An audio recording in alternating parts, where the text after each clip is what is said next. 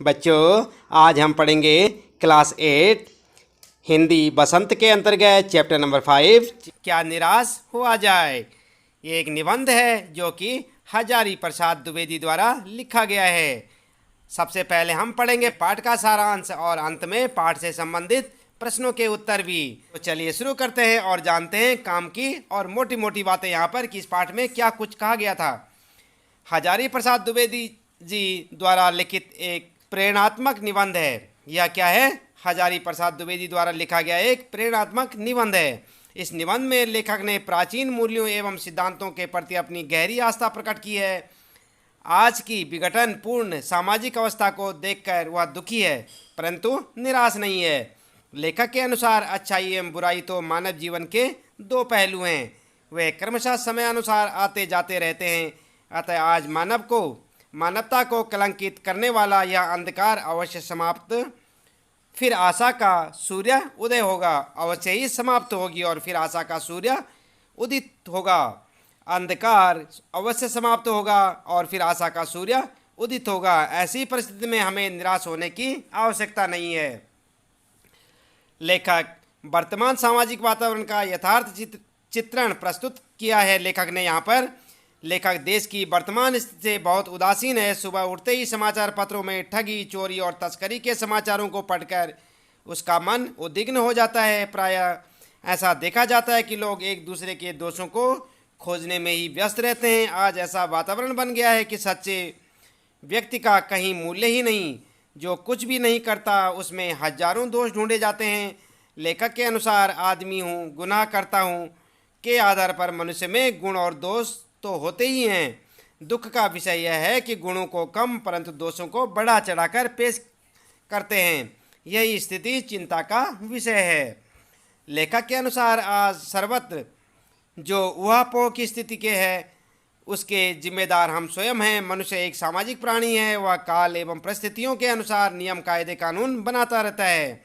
समय परिवर्तन के साथ वह उसमें संशोधन भी किया करता है।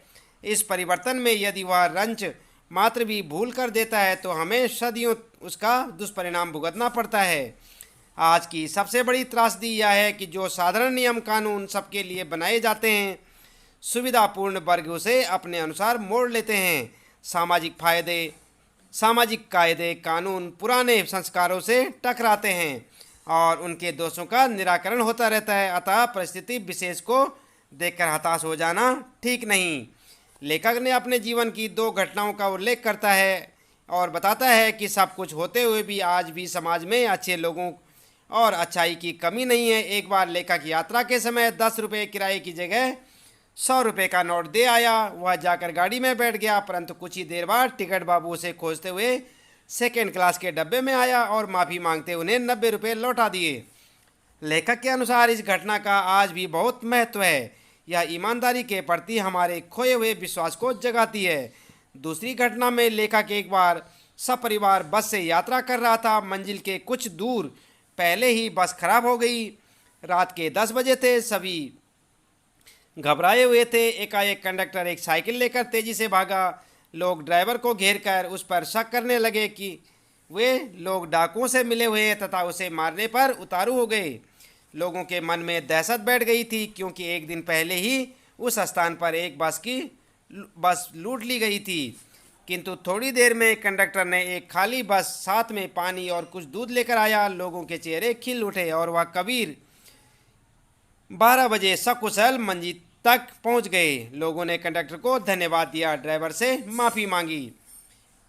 तो इस प्रकार बच्चों यहाँ पर आपने देखा सारांश पाठ का। लेखक निष्कर्ष पर पहुँचता है कि यद्यपि वातावरण विषाक्त है, मनुष्य द्वारा बनाए गए नियम कानून उसके लिए बाधक हैं। इसका उपाय परिस्थिति से पलायन नहीं है। हमें हमेशा आशान्वित होना चाहिए। सत्य का कभी पराभव नहीं होता। भारत अवश्य अपनी महानता को प्राप्त करेगा। अतएव अभी निराश होने की जरूरत नहीं है। तो इस प्रकार से आपने देखा यहाँ पर पाठ का सारांश। उम्मीद है कि आपको पाठ का सारांश समझ में आया होगा और आप चाहें तो इसे अपनी नोटबुक में नोट भी करें। आइए इसके बाद जानते हैं यहाँ पर पाठ से संबंधित प्रश्नों के उत्तर।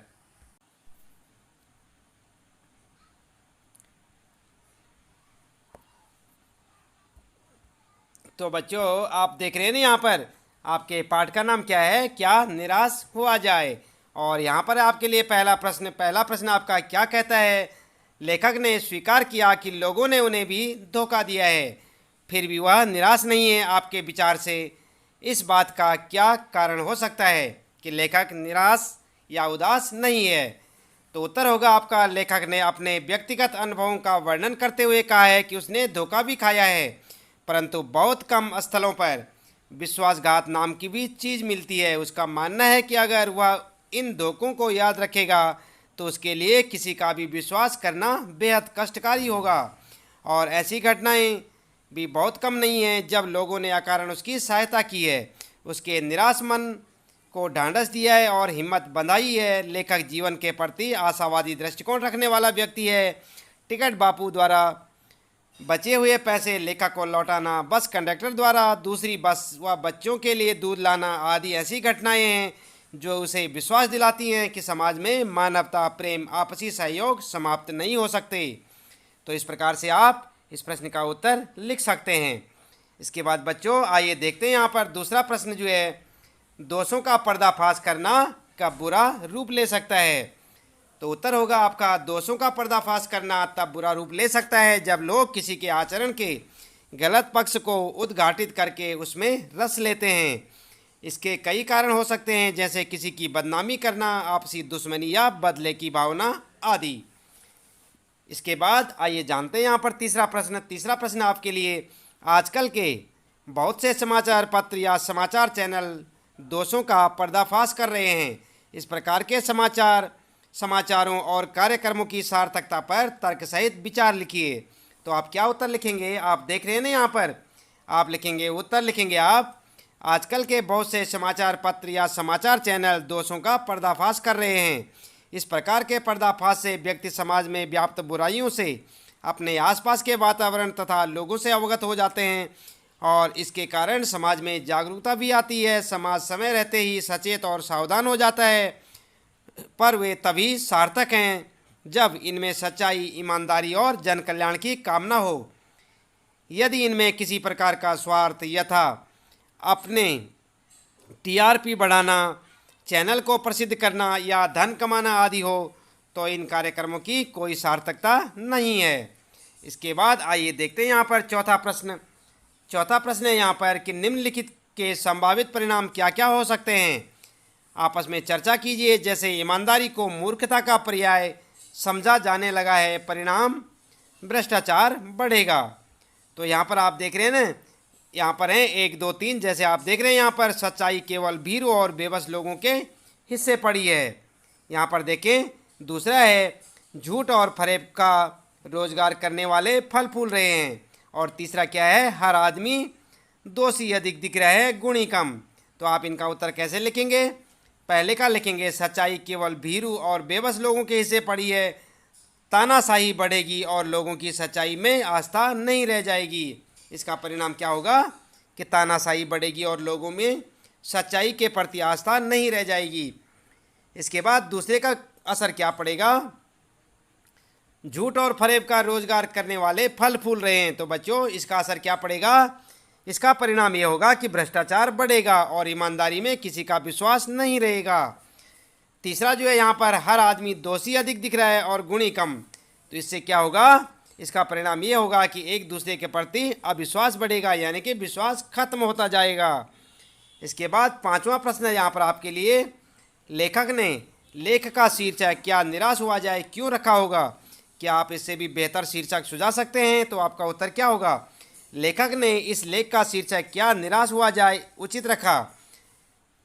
आजकल हम अराजकता की जो घटनाएं अपने आसपास घटते देखते रहते हैं, उनसे हमारे मन में निराशा भर जाती है, लेकिन लेखक ने हमें उस समय समाज के मानवीय गुणों से भरे लोगों को और उनके कार्यों को याद करने को कहा है, जिससे हम निराश ना हों। इसका अन्य शीर्षक हम निराशा से आशा भी रख सकते हैं।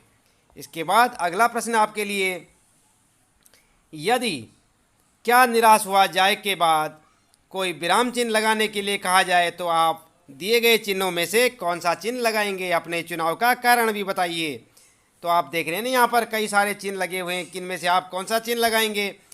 तो क्या निराश हुआ जाए के बाद में प्रश्नवाचक चिन्ह, क्या निराश हुआ जाए लगाना उचित होगा। आप समझ रहे हैं ना, क्या निराश हुआ जाए के पीछे कौन सा चिन्ह सबसे बढ़िया होगा, प्रश्नवाचक चिन्ह, क्योंकि समाज में व्याप्त बुराइयों के बीच रहते हुए भी जीवन जीने के लिए सकारात्मक दृष्टि जरूरी है। तो बच्चों आप सबसे बढ़िया चिन्ह क्या लगा सकते हैं, प्रश्नवाचक चिन्ह। इसके बाद 7वां प्रश्न आपके लिए कि आदर्शों की बातें करना बहुत आसान है पर उन पर चलना बहुत कठिन है, क्या आप इस बात से सहमत हैं। तर्क सहित उत्तर दीजिए। तो आपका उत्तर क्या होगा, आदर्श की बातें करना बहुत ही आसान है पर उन पर चलना बहुत कठिन है। मैं इस बात से सहमत हूँ क्योंकि व्यक्ति जब आदर्शों की राह पर चलता है तब उसे कई कठिनाइयों का सामना करना पड़ता है, असामाजिक तत्वों का अकेले सामना करना पड़ता है। वास्तव में लेखक हमसे या समाज से ही पूछना चाहता है कि यदि हम समाज की अच्छाइयों की ओर ध्यान दें तो क्या हमें निराश होने की आवश्यकता है। और इसके बाद आइए जानते हैं, यहाँ पर अगला प्रश्न है भाषा की बात से संबंधित प्रश्न जो है आप यहाँ पर ऐसे करेंगे कि दो शब्दों के मिलने से समास बनता है। समास का एक प्रकार है द्वंद्व समास। बच्चों आप जानते हैं ना समास के बारे में, अगर नहीं जानते हैं तो समास से संबंधित वीडियो देखना सुनिश्चित करें और ज़रूर देखें समाज से संबंधित वीडियो। हमारे इसी चैनल पर आपको जो है समाज से संबंधित वीडियो देखने को मिलेगा। आप चैनल को सब्सक्राइब करें और समाज संबंधी वीडियो जाकर अवश्य देखें। तो यहाँ पर हम पढ़ रहे थे 8वां प्रश्न, दो शब्दों के मिलने से समास बनता है। समास का एक प्रकार है द्वंद्व समास। इसमें दोनों शब्द प्रधान होते हैं। जब दोनों भाग प्रधान होंगे तो एक दूसरे में द्वंद्व यानी स्पर्धा होड़ की संभावना होती है। कोई किसी से पीछे रहना नहीं चाहता, जैसे चरम और परम, चरम परम, भीरू और बेबस, भीरू बेबस, दिन और रात, दिन रात। इस प्रकार से आप देखें यहाँ पर द्वंद्व समास की ये उदाहरण हैं। इसके बाद बच्चों आप देख रहे हैं यहाँ पर, जैसे कि यहाँ पर आप देख सकते हैं कि और यहाँ पर जो है और के साथ आए शब्दों के जोड़े को और हटाकर यानी कि योजक चिन्ह भी लगाया गया जाता है। कभी कभी एक साथ भी लिखा जाता है। द्वंद्व समास के 12 उदाहरण ढूंढ कर लिखिए। आपने यहाँ पर जो है 12 उदाहरण लिखने हैं ढूंढ के, लेकिन मेन पहचान आपको मालूम हो गई होगी। जिससे यहाँ पर जो है दिन रात आप देख रहे हैं ना, दिन और रात, तो यहाँ पर जो है योजक चिन्ह यहाँ पर और लगा था और का लोप हो गया, यहाँ पर उसे हटा दिया गया। उसके बाद क्या बन गया, दिन रात। इसी प्रकार से आप अन्य 12 उदाहरण लिखेंगे यहाँ पर, जैसे कि आप यहाँ पर देख सकते हैं दुख और सुख, दुख सुख या सुख दुख, और भूख प्यास का भूख प्यास। यहाँ पर आप देख रहे हैं भूख और प्यास का भूख प्यास। इसी प्रकार से हंसना और रोना का हंसना रोना, आते और जाते का आते जाते, राजा रानी यहाँ पर देख रहे हैं आप, चाचा चाची, सच्चा झूठा, पाना खोना। और यहाँ पर इसके बाद स्त्री पुरुष, राम सीता, आना जाना, मित्र शत्रु, आप कई प्रकार के और भी लिख सकते हैं। और आइए देखते हैं यहाँ पर 9वां प्रश्न, पाठ से तीनों प्रकार की संज्ञाओं के उदाहरण खोज कर लिखिए। जैसे यहाँ पर आप देख रहे हैं ना, व्यक्तिवाचक संज्ञा में गांधी, तिलक, भारत, मदन मोहन मालवीय और राम सीता, गीता, आप कुछ भी लिख सकते हैं अन्य भी, लेकिन आपने पाठ से संबंधित लिखने हैं। उसके बाद जो है जातिवाचक संज्ञा में बस, यात्री, मनुष्य, ड्राइवर, कंडक्टर, हिंदू, मुस्लिम, आर्य, द्रविड़, पति पत्नी आदि, ये क्या हैं, जातिवाचक संज्ञा के उदाहरण। और भाववाचक ईमानदारी, सच्चाई, झूठ, चोरी, डकैती आदि। तो इस प्रकार से यहाँ पर जो है आपका ये पाठ समाप्त होता है और शायद उम्मीद है कि आप सबने भी साथ साथ पढ़ा होगा। तो अन्य पाठों को इसी प्रकार देखने के लिए आप जो है चैनल को सब्सक्राइब करें और सभी प्रश्न उत्तर वहाँ से देख सकते हैं। अपनी नोटबुक में नोट करें ताकि आपको अच्छे से याद भी हो जाए।